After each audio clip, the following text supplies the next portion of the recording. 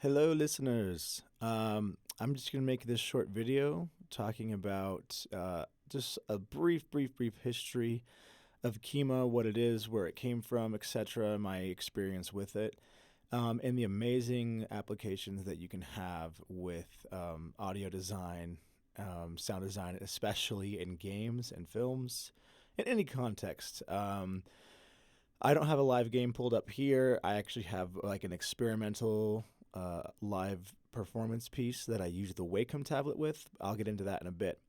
So, anyways, this is Kyma. This is the interface here.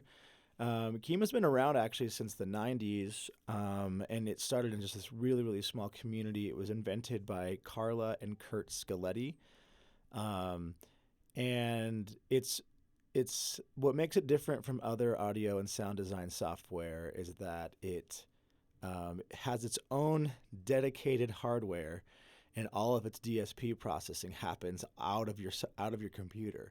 So, in order to use Kyma, you actually have to buy what's now called. There's two versions. You can use Apaca, which is a smaller 4 gigs of DSP version, or the Pacarana, which is a beast mode version of that you can have up to 32 gigs of processing power, and you can just do unbelievable things like contact and reactor and all that kind of stuff couldn't even scratch the surface of what you're able to do in Kyma. So it gives you a really just huge playing. I mean, the only limitation is your imagination at this point. Kyma's been used in major films, like going back to the not so great Star Wars films 1 through 3, the whole pod racing scene, every pod racer and sound they made was all generated in Kyma.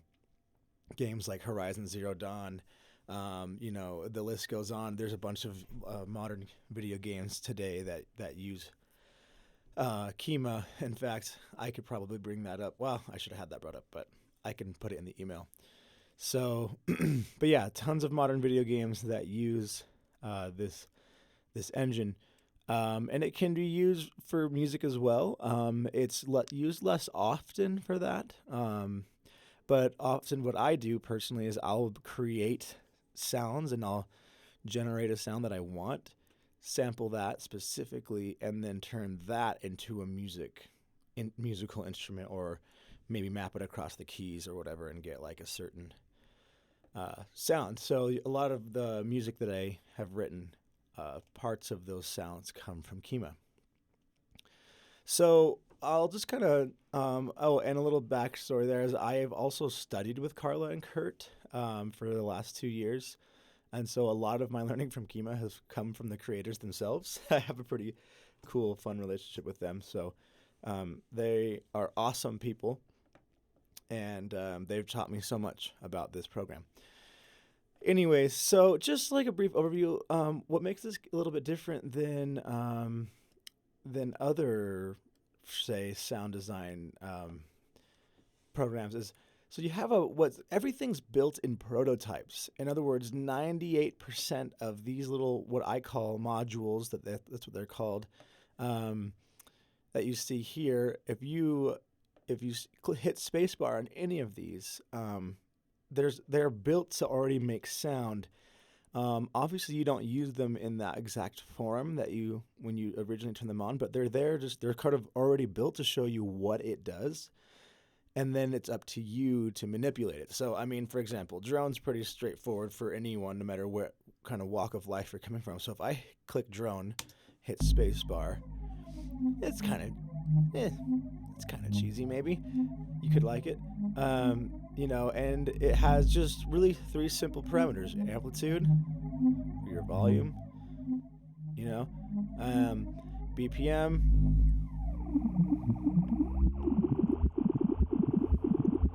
so, nothing too crazy there. And then, of course, oh, sorry, I hate when that happens, frequency.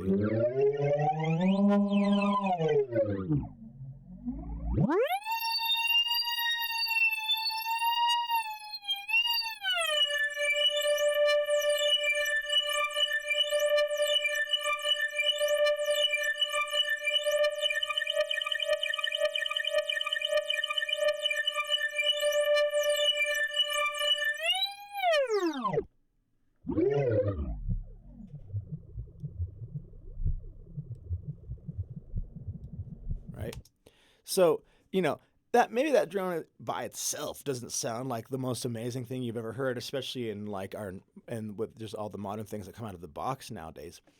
So, but however, though, if you double click on it, it opens it up and shows you how it's made, what the input is, what's the side chain, and then you have all of these components that you can change that didn't show up in the menu because these are like constants, so they're just automatically set. But you have full control of every aspect of this sound.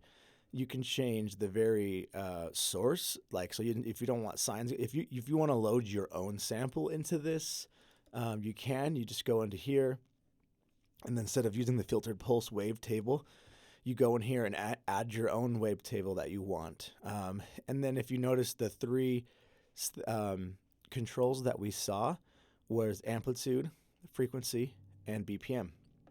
And the reason why those showed up in what's called the virtual control surface is that's the blue screen that we saw when we hit play. So these are hot parameters that you can control. We could essentially go in here and turn all of these into hot parameters, so you have even more control over the sound. So and then here, same thing as voice one. This is it's two wavetables essentially being combined, and then being modulated by a spectral shape. So that's a whole different story.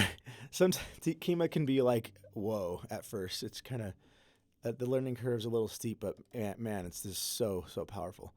So, anyways, I'm just giving a brief overview of, but you could click on anything. So if we look through here, we have cross synthesis, delays, additive, aggregate, compressors, all sorts of kinds of ducking, multi-channel compressors. So if you really want to get complicated there, you could do like per channel, side chaining, noise gate.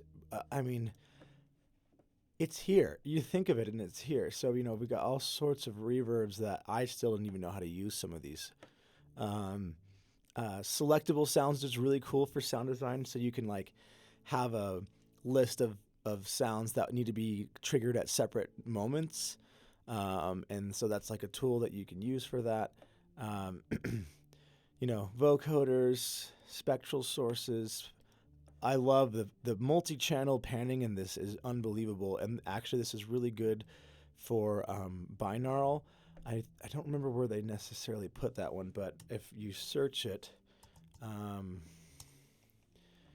yes, binaural early reflections. This thing, okay, it's in delays. This thing is amazing. You can simulate all sorts of really cool, very realistic binaural sounds if we're doing anything for VR or for headphones. And what's really great is that everything in this is mappable to not just MIDI controllers that we are used to, keyboards, etc. But I use the Wacom tablet, which is normally for animation, for just about everything that I do, both from my musical performances and then for sound design, because the Wacom tablet, you have X, Y, up and down for Z, the tilt of the pen, you have buttons on the pen, and all. There's just all types of control data that you can use. So with the binaural early reflections, which I'll show that in this little example that I have pulled up, but I've used it to use the tip of the pen as the position of the listener in the space, and then the kind of, if you imagine holding a pencil down on the table, but then like not moving the tip, but moving the eraser around while the tip stays stationary. And you can imagine the eraser as like the sound source that's moving around the person. So you can really get detailed and simulate exactly what you're wanting in a game or movie situation.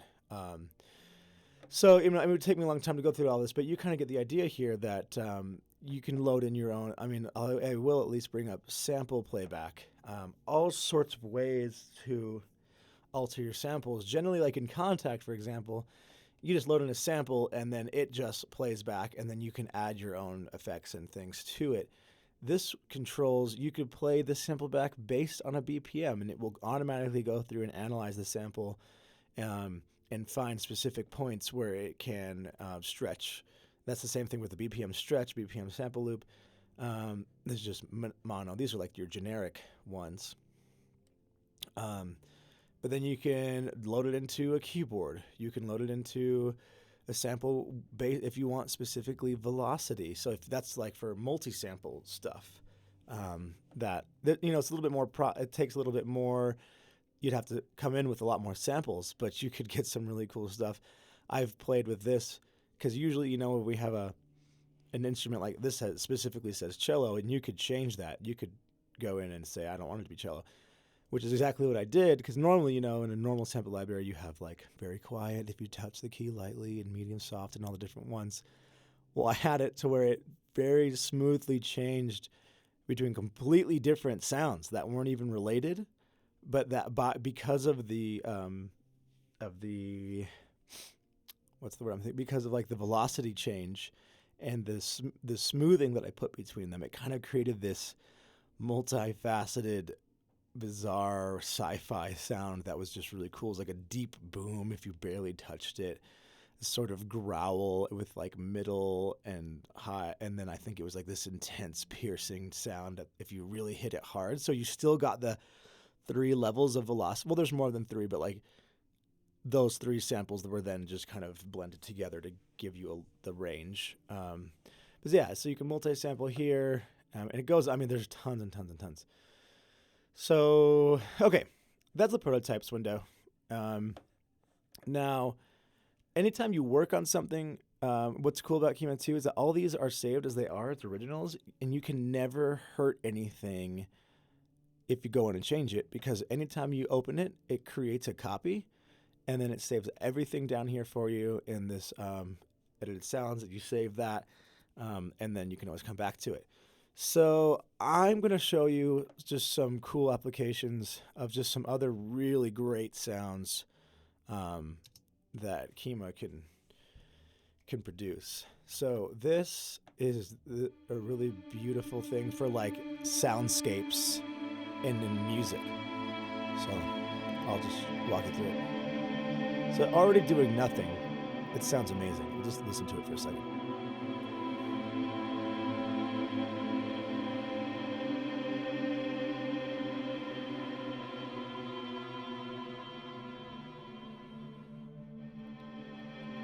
Just beautiful. It's a beautiful sound. So now if we just start changing these subtly, time constants, it's kind of like you're changing the attack a little bit between each of these. So it just sort of gives a subtle change in pitch.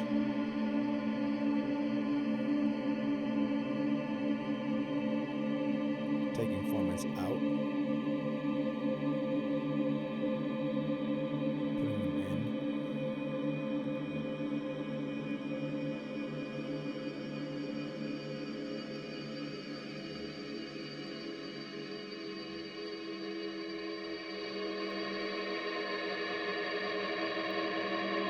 Huge feedback.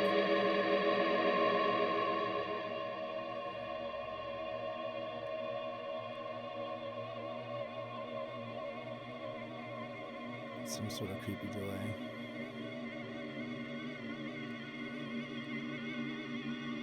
This is a cool one. I love dampening the highs because then all of a sudden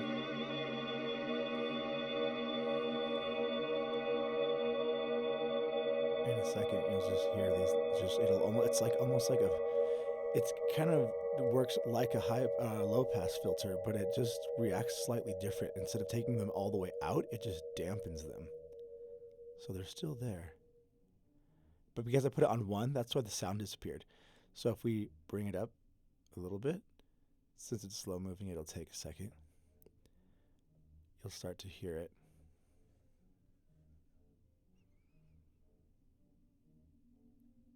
There it is. Sorry for the piano in the background.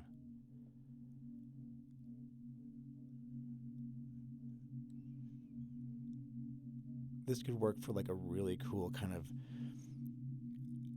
spacey sort of or atmospheric game where more intensity comes in over time.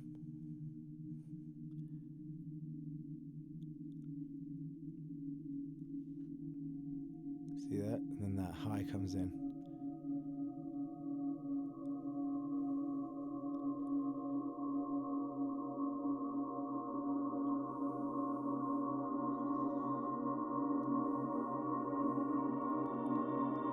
You can freeze it so it just sticks on it.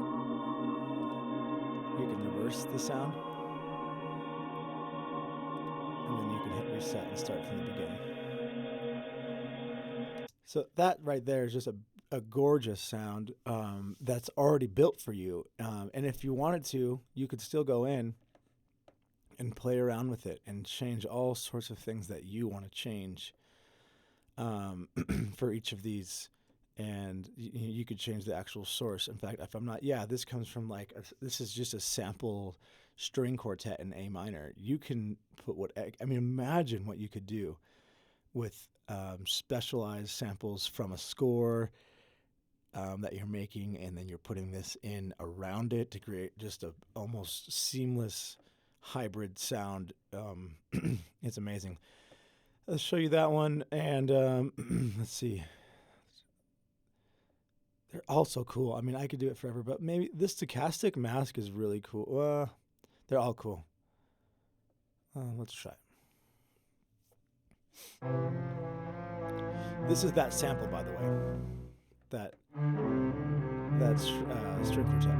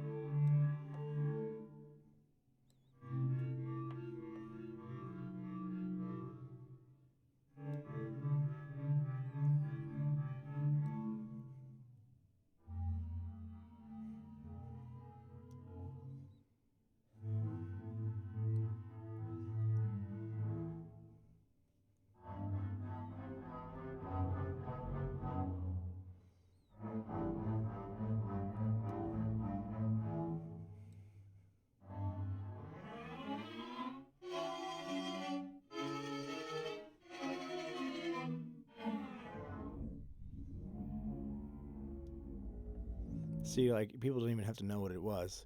You could just do this. There's like a beast. Gorgeous.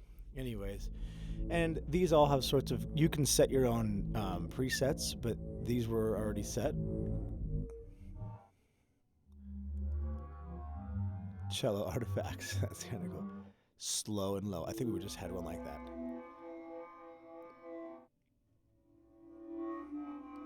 That's pretty cool.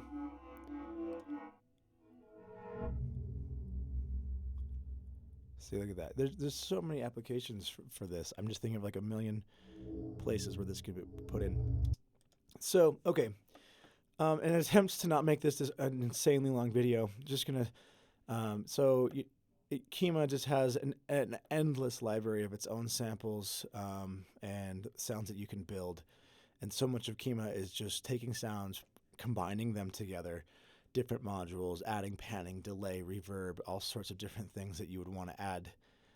There's even crossfading and all sorts of cross-filter. This cross-filter was actually built by someone in the Kyma community, and it's essentially real-time convolution reverb that you can adjust without having to like do the encoding and decoding.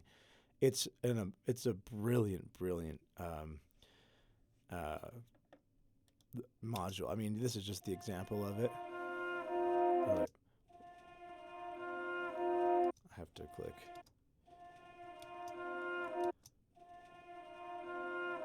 Why is it doing that?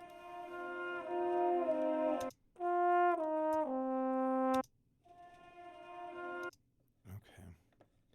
I hate when it doesn't bring up the beat. Sometimes you have to reset it.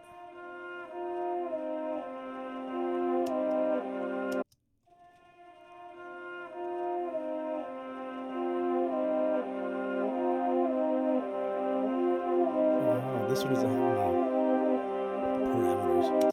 See that? Sometimes they're not the greatest examples. but the item itself is amazing. So, but I don't have time to go into that. Okay, so this is a piece I made with doing all the things I just talked about. And you can align things in a timeline, so things kind of, this looks like a DAW, but instead of like these not being audio files, they're not really even MIDI. It's just like activate this sound for this long, activate this sound for this long, and then each of them I have are controlled in different ways by the Wacom tablet. But because it's 10 minutes long, I'm not going to play the whole thing. I'm going to open up some in particular ones. I took a sample of like this sort of slowed down lion growl that I turned it into like a beast sounding thing, and then I took a computer, like, it's not really what computer processors sound like, but it's just this kind of beep boop computer sound, and I altered you can go in and create what's called tau files. I'm trying to think. Let's see. Maybe we can do this without too much trouble.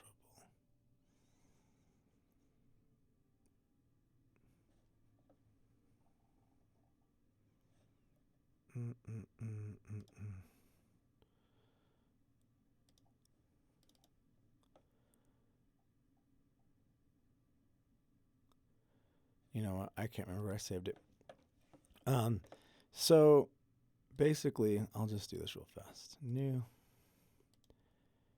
tau file. And let's see.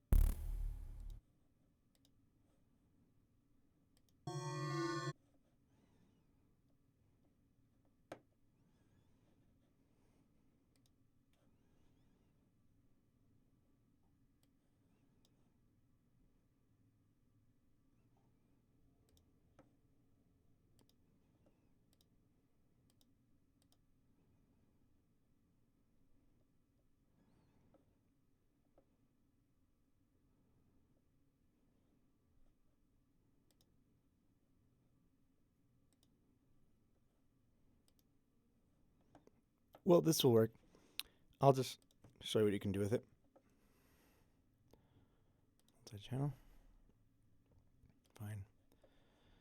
Okay, so it analyzes the frequency range, the amplitude, the formant, and the bandwidth of each of any file that you put in here.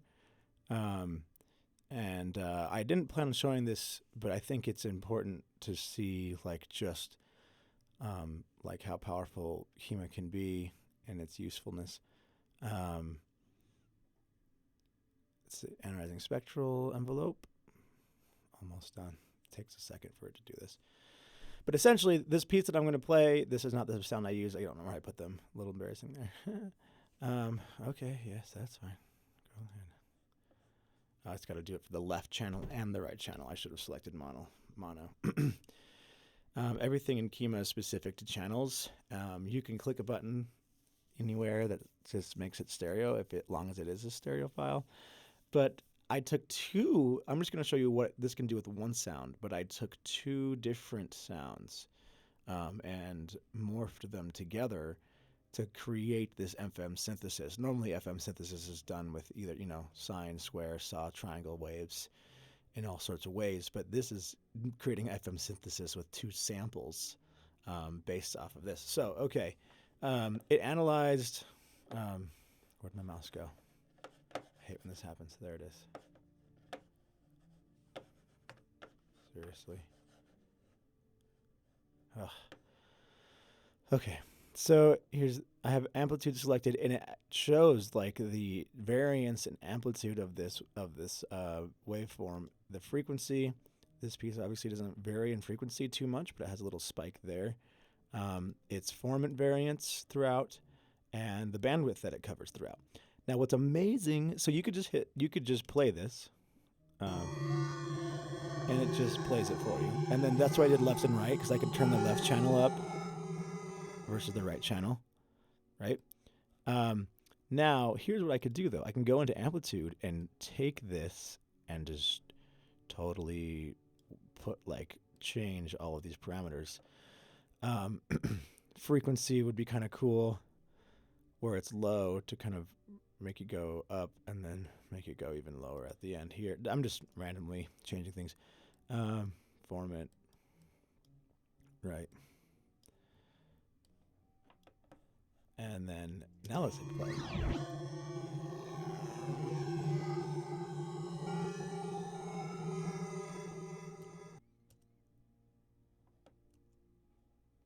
That's pretty cool.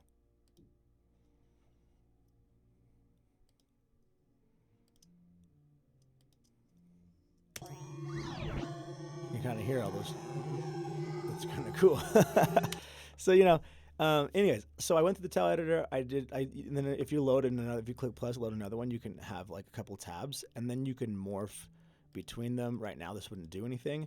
And then you create a gallery, and then Kyma automatically makes all kinds of additive synthesis, subtractive cross synthesis, FM, drones. Like it just generates a gallery based off of the sound that you created. So it saves a ton of time. Instead of having to do all of that on your own, you just do one tile file, and then boom, you have an arsenal of stuff.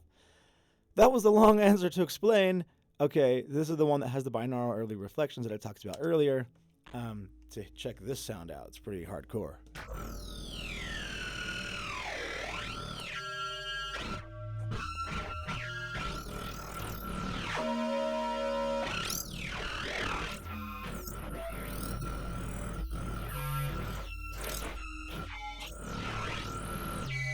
So all those things you see changing, I'm moving the pen and tilting it.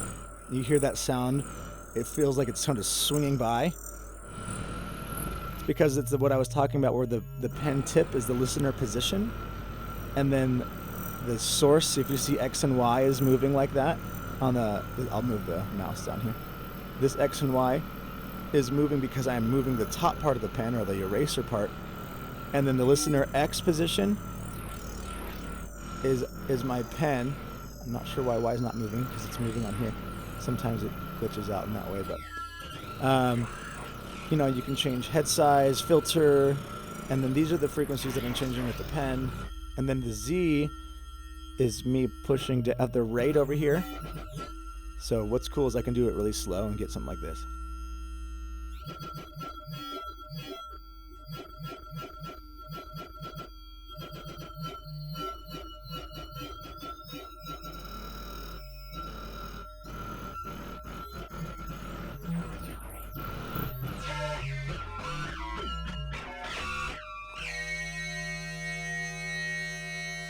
So it's pretty epic, and that was just from 2 samples that I put in the tau editor, and then I mapped all these different parameters, and voila, you have this cool thing. So yeah, and then these are just a bunch of samples. Let's see, this one's pretty cool. So I built this entire sound from scratch here, just from all the different modules. And these ones I self-automated. I don't have to do anything with the Wacom tablet.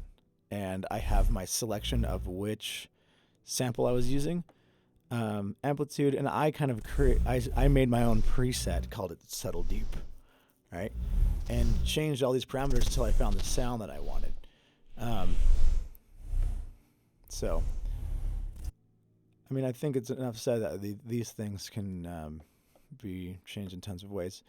This one, I think this might be the last one I show, because I feel like this video's gotten really long. So this one is pretty intense. Let's see here.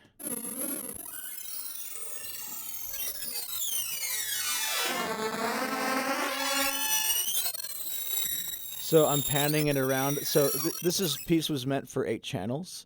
So the tilt of the pen, kind of like in a circle, panned it around the room. In headphones, depending on the kind of headphones you have, you'll probably hear it that way.